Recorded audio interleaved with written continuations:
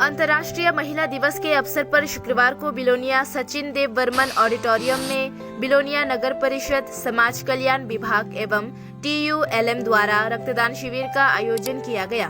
इस अवसर पर बिलोनिया SDM रतन भौमिक, समाज कल्याण विभाग के अधिकारी सौहार्द चक्रवर्ती एवं राजनगर BDO शैकत साहा सहित अन्य उपस्थित थे। आयोजन के बारे में बोलते हुए बिलोनिया के SDM रतन भौमिक ने कहा,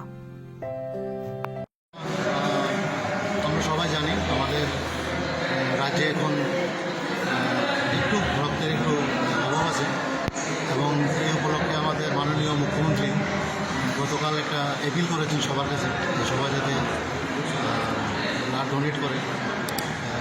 সেই অ্যাপিলের উপর আমরা ভিত্তি করে আজকে আমরা এখানে একটা ব্লাড ডোনেশন ক্যাম্প করেছি।